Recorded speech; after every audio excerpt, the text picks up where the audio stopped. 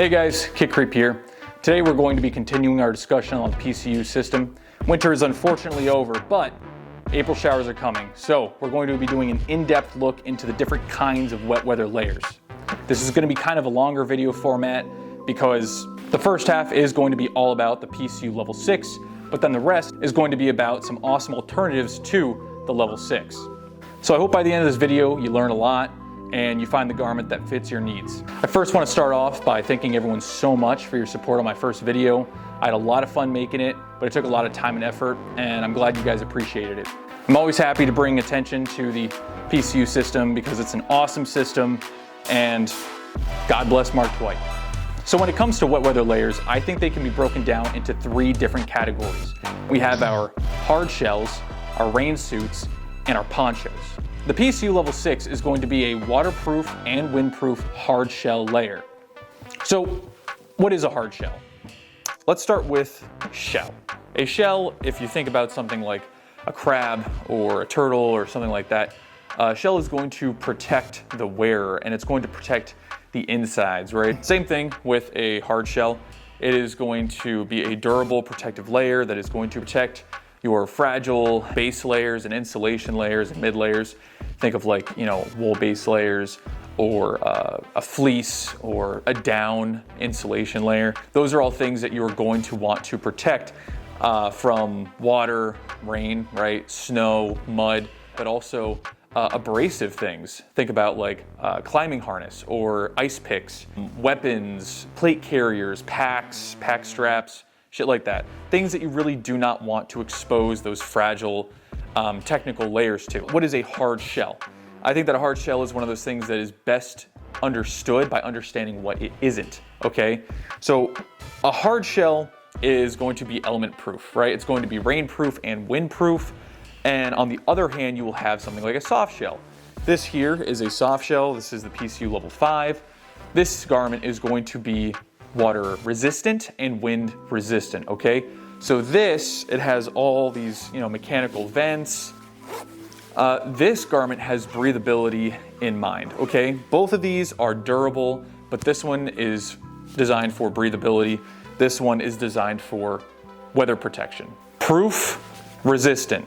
But first, I want to talk about the garment itself. So what are some of the features here? Well, firstly, we have a very big storm flap that runs all the way down the zipper.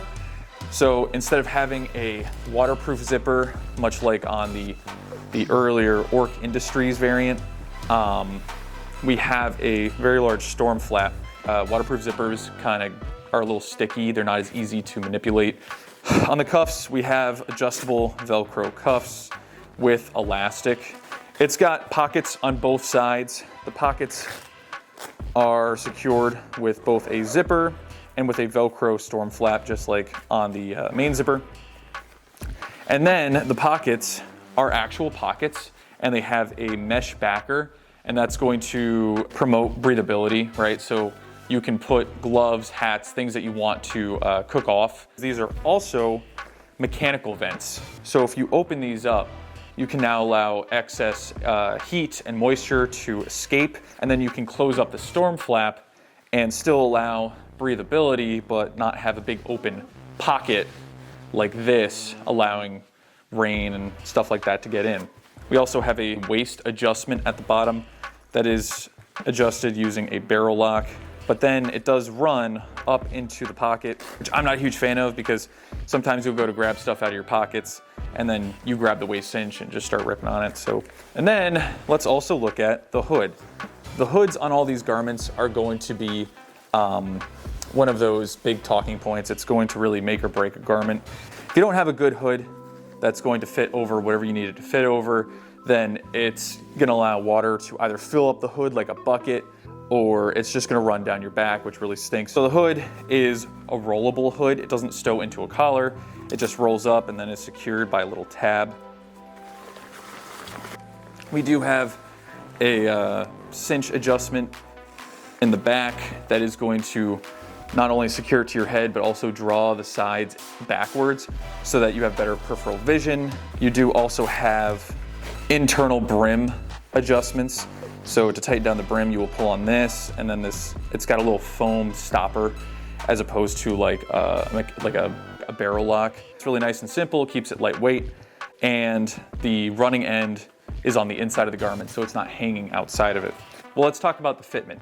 All right, so this hood is really only good for fitting over like a ski helmet, or maybe like something like a naked ACH or Pasget helmet. It's really not good for something like a built-out fast cut helmet with your Peltors and your arc rail adapters and your strobes and all your battery packs and all the fancy stuff on the helmets nowadays.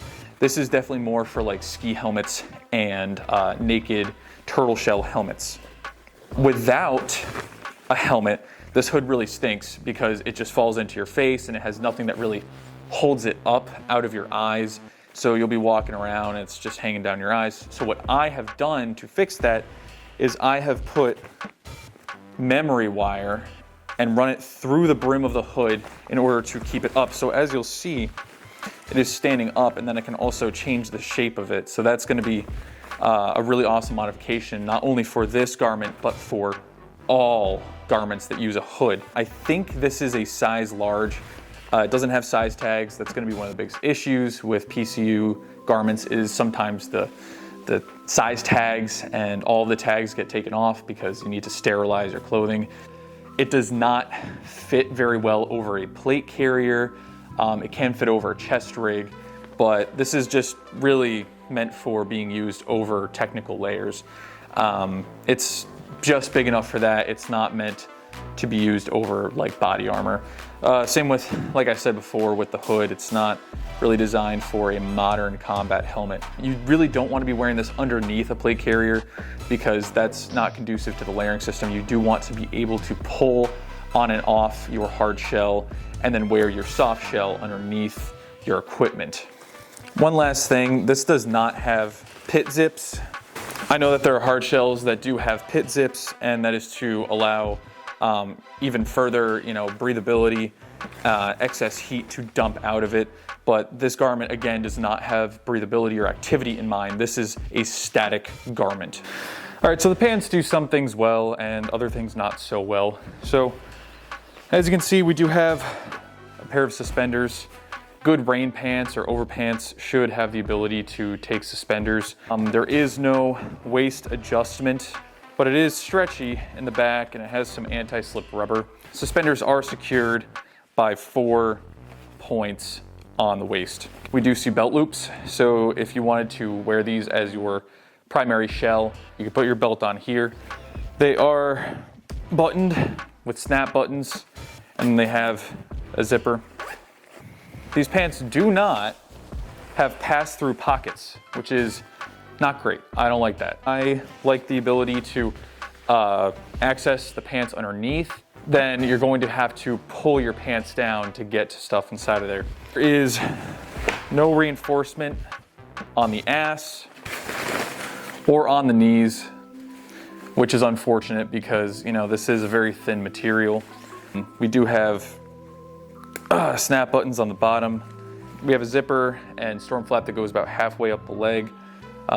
This is great for putting on when you have boots, so you don't have to pull your boots off to put on your rain pants. These do, again, use a snap button at the bottom. I hate them. They are just such a failure point on any garment. The snap button on the left ankle came off. So these things really stink. They rust, they get fucked up. And they're also not easily field repairable. The ankle, we do have a lot of elastic, but we don't have any point to put a gaiter on it, much like on the PCU Level 5, where you can run shock cord underneath to use it as a gaiter. So that does mean you will need to wear some sort of gaiter with these pants, which, you'll probably already be wearing gaiters anyway, but if you're not, that could be an issue. So overall, my thoughts on the Level 6 is that the top is an excellent garment. I do wish that the hood was a little bigger to fit over a helmet that's more built out like that one, but I guess it's not that huge of a deal. Not a huge fan of the pants. I do like the ECWCS pants a lot better, and I will talk about that here in a second. So let's talk about what actually makes this waterproof. So what is Gore-Tex? Gore-Tex is a brand, and the brand makes a Gore-Tex membrane. It has billions of pores that are just big enough to allow water vapor to move from the inside out, but too small to allow water particles to move from the outside in.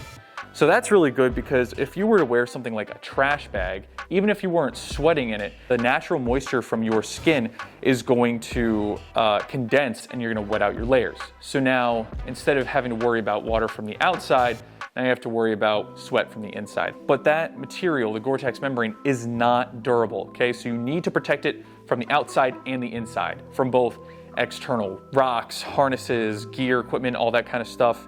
So you now have a nylon layer on the outside that is going to protect it, but nylon is absorbent. It is going to absorb water like rain and mud and stuff like that. That is going to block the membrane from being able to breathe and not allow that vapor to move from the inside out. So that's why you have to use a DWR, or durable water repellent treatment, on the exterior of the garment to ensure that the water runs off and mud runs off to allow it to breathe, okay? If you want this to work properly, you are going to have to treat it and take care of it. Also, I just have Nick Wax on hand because it's all I could get. I generally use Stormproof. I'm gonna try out Nick Wax. Maybe it's all right. Let me know in the comments why you hate Nick Wax or love it. So if we look at the inside, there is once again another protective layer, and that's that black layer you see here, okay? You do not see the Gore-Tex membrane. It is protected and sandwiched between two layers. That makes this a 3-layer Gore-Tex jacket. You can distinguish a 3-layer by the fact that you have one single piece of fabric, and you can also see the seam taping and the gluing on the inside, all right? 3-layer is going to be much lighter and much more packable and breathable than something like a 2-layer. And I have a 2-layer over here that we're gonna talk about now. So a really awesome alternative that you can use as your hard shell layer is going to be the USGI Cold Wet Weather Parka. So this is in fact a Gore-Tex jacket, and it is a hard shell. This thing is very durable. It's not as breathable, but it's definitely cheaper than the Level 6. So if we look at the inside of the jacket, you'll see that there's a lot of extra material in here, all right? So unlike the Level 6, which is just one thin piece of fabric, the Cold Wet Weather Parka is going to be technically a 2-layer Gore-Tex, all right? So what that means is you have your Gore-Tex membrane and you have your durable external layer fused together. And then on the inside, you will have this kind of next to skin protective liner sewn into it. Whereas on the Level 6, all 3 layers are fused together into one fabric. So this is 3-layer, this is 2-layer. So while I have this open, you will see that there is a snow skirt on the inside, and that is supposed to button around you in order to keep snow from going up your skirt, essentially. They did think to include pit zips that run all the way up. So the Cold Wet Weather Parka definitely has cold weather in mind because it is so big and bulky. Because it's so heavy, it's going to be warmer than the Level 6. So this is going to be something that you wear somewhere in that like 40-degree and below temperature range, whereas the Level 6 is going to work above that as more of like a rain jacket, right? This is more of a cold weather parka. In terms of fitment over like body armor, this is back when Alice kits and stuff were still being issued. So this is definitely supposed to be worn underneath like a harness, but not underneath body armor, because again, it is super heavy and bulky. And it's also not sized to fit over body armor very well. Also this hood, it just barely fits over a Pasget helmet. It absolutely cannot fit over something like a built out modern helmet. Also this fur ruff here, if you don't know what fur ruff is for, that is actually to break up the wind so that you don't have to wear anything on your face like a mask or a gaiter that's going to fog up your goggles, right? So it's going to break up that wind without needing to cover up your nose. It is also removable. You don't have to have it on there, but I like to have it on there, especially to differentiate it from another garment that I have. So next I'm going to talk about the pants. I'm not going to spend too much time on these because they're very simple, but I'll tell you what I like and I don't like. Firstly, we do have waist adjustments with a shock cord and barrel lock. Up top, we do not have belt loops, but we do have 2 loops for using the older suspenders that were issued. Once again, we do see a snap button and a single zipper. Pass-through pockets. Pass-through pockets are great. Access things underneath. We do also see reinforcement on the ass as well as on the knees. I think that's a great idea. I think that these technical garments really do need to be reinforced where it matters. And then on the bottom, we have an adjustable Velcro tab at the cuff, and then we have a zipper. This is definitely a shorter zipper than on the level 6, which kind of stinks, but what are you gonna do? So another hard shell that I want to talk about in comparison or as an alternative to the PCU level 6 is going to be the Generation 3 ECWCS level 6, all right? And it's almost identical to the PCU level 6 because, you know, that's where the Generation 3 came from.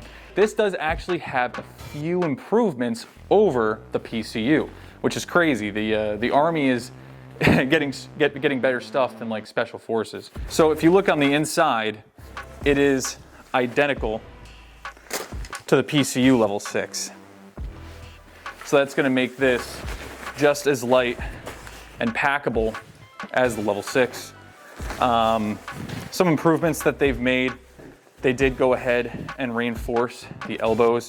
We no longer have a pocket, but rather a pass-through point, and there is no Velcro storm flap like on the PCU. So no more pocket. Now we just have a pass-through. And now I would like to talk about my favorite part about the ECWCS, which is the hood. The hood stows inside of the collar as opposed to rolling up with that weird tab thing.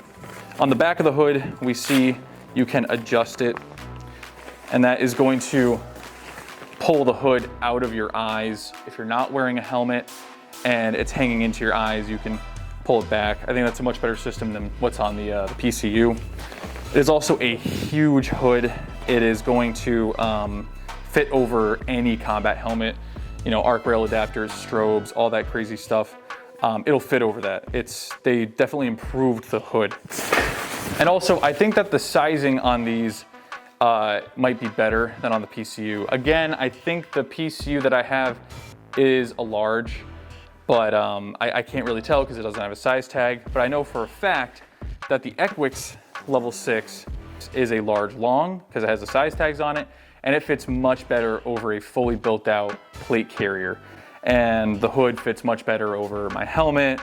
Overall, I think that the ECWCS does actually improve the PCU. So I'm a big fan of that.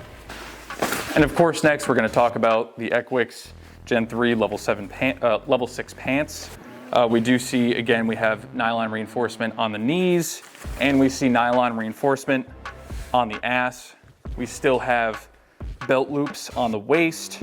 We have now also added shock cord to the waist to adjust it, much like on the Generation 1 ECWCS. They decided to only add 2 points to attach the same old school suspenders as the Gen 1 ECWCS. I'm not a fan of those. I definitely like the PCU suspenders much better. And one of my favorite parts about the ECWCS Gen 3 is that they do have pass-through pockets now, so you can actually get to your pants underneath. I don't know why that did not exist on the Block 1 PCUs. Down at the ankle, we will see that instead of using a snap button, they are using Velcro, which I think is a much better idea. It's got a little less elastic, but it's still there. There's still no point on here to attach shock cord for a makeshift gaiter. Oh, that new Velcro is crazy. Much like on the PCU level 6, we have a very long zipper to help get it on. Yeah, these are solid. These are good to go, and honestly, I would say better than the PCU. So these are still pretty pricey. They're probably around the same price point as the PCU level 6, and understandably so. It's new issue, so there's less of it floating around, unlike with like the older ECWCS stuff. I mean, there's tons of it. It's hard to miss. But yeah, ECWCS Gen 3, good to go. If you remember back to the beginning of the video, I broke wet weather gear into 3 different categories, and that's going to be hard shells, and then rain layers, and then ponchos, all right? So next up, we're gonna be talking about rain layers. You know, these are often referred to as rain jackets, rain suits, stuff like that, all right? So what is a rain suit? Well, typically they don't use the same kind of a membrane that something like a Gore-tex hard shell would use. Typically they'll use some sort of weird coating or treatment to make it rainproof. The idea is to have a garment that is waterproof for the most part, but also much more breathable and then lighter and more packable than something like a hard shell. But advancements in, you know, hard shell technology has gotten to the point where a rain suit is almost obsolete, but we'll get to that, all right? So what do we have here? This is the USGI Improved Rain suit, and this is a huge improvement over the original rain suit. That was a piece of shit. It was basically a USGI poncho that was just cut into the shape of tops and bottoms, and they're garbage. So let's start from the top. We have a rollable hood, which I've expressed is not my favorite thing on the face of the planet, but it has a pretty generous hood. This is going to fit pretty well over things like a modern helmet. You can fit it over all your strobes and fun stuff. And if you see on the inside how it's shiny, that's because this rain suit doesn't really use the same kind of a membrane that we think of with like Gore-tex. It uses like this plasticky rubber coating, and then for some reason they chose to use like, you know, the shittiest dollar store seam tape that they could possibly get. You will never find these, for the most part, in perfect condition. If you find one where the coating is still intact and not rotting, the seam tape's probably messed up, all right? But the seam tape you can repair, the coating not so much. So yeah, there's like a pretty durable nylon shell on the outside. Definitely not as durable as the cold wet weather parka. If you see on the inside here, I was wearing this through thorn bushes one day and they sliced right through this. They definitely had to sacrifice durability to make it lighter and more packable and more breathable than like the cold wet weather parka, which it is. It's just that in comparison to something like the Level 6, this is now inferior. You'll see on the side, they did add a pit zip on here, which I think is a good idea. And we have non-elastic Velcro cuff adjustments. And if you'll see on the inside here, you're able to button in an M65 field jacket liner. We are still talking about Generation 1 ECWCS. So that's gonna include your field jacket liner, your M65, and then the cold wet weather parka. So the fitment of this is, it's definitely designed to go over the M65 with the liner in it. But if you are not using M65, you can take the liner out of that, throw it into here, and now you have both a waterproof and an insulation layer in one. So that's probably a good idea, because if you're soaking wet and you just want to get warm quickly, it might be a good idea to just throw this over you. You probably don't have time to pull things on and off, so combining the two is probably a good idea. It's so big that it will actually fit over plate carriers and chest rigs and stuff like that very well. Again, the hood does fit over a modern combat helmet with all the bells and whistles, so that's pretty cool. Moving on to the pants. The pants are very similar to the Gen 1 cold wet weather pants, the Gore-tex pants. The only difference really is that this again uses that plastic coating as opposed to a Gore-tex membrane. And then we still have a zipper to allow you to put this on without removing your boots. But in this case, they've chosen to leave that waterproof material in between, so it doesn't just open all the way up. It is still waterproofed by adding this material in here, which I think is a pretty cool idea. That way you don't need a Velcro storm flap, which is kind of annoying in my opinion, or a waterproof zipper, which I also think is unreliable. This garment is not perfect, however. This is indicative of the condition you'll find a lot of these in. It's got a lot of rotting and dried out seam tape. That rubber coating really does just dry out and rot and then come off. You really can't treat that yourself. But yeah, this is unfortunately how you're gonna find most of these. That coating on the inside was not built to last. So the Ork Industries Improved Rain suit is a good, cheap option, but it's kind of unreliable. It's a hit or a miss with the quality that you're going to get. So the last of the two-piece options that I want to show you is coming from a company called Frogg Toggs. This is widely available. You'll find them all over Amazon and in any sporting goods store. They're in Walmart. And this is an ultra light and ultra cheap option. The top itself is like 20 bucks, and then the top and the pants is like $30, so those are like $10 pants, and it shows. This is the epitome of like a rain suit or a rain jacket. It does not have durability in mind at all whatsoever. This is the simplest garment you can possibly get. There's no pockets, there's no anything really. But it's good for people that really don't like wearing surplus or camo, or you can use it as some sort of low vis kind of option for, you know, you special guys. And the pants are made out of the same material as the top, just cut into the shape of pants. But here's the biggest problem with rain suits.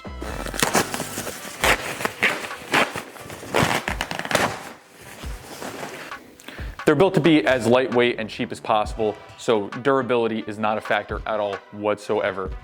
And essentially, with the development of the 3-layer Gore-Tex hard shell, honestly, this makes a rain suit obsolete, all right? Because this hard shell is almost as lightweight and packable as this rain suit, but far more durable. Now, I know this video is already pretty long, but I briefly want to go over the last and final option and category, which is going to be a poncho. Now, I personally think that the standard issue US poncho is the best option. I mean, it's so versatile and it does it all. They can cover you can use them to cover your pack, you can cover both of them at the same time. You can use them to protect equipment, quickly throw it over your pack when it starts raining. They're very fast when you just want to throw it over you. It's also a shelter, a bivvy, you can use it for water collection, camouflage, these things do it all. The only issue is that they're very cumbersome, and when you are wearing these in the rain, it kind of sucks to do literally anything in. So that's where something like a 2-piece set is going to come in handy, because if you're working with fires or mechanical equipment, you're less likely to get it caught in things that you don't want to get it caught in. And right here, I have something called the Outdoor Research Wallcreeper.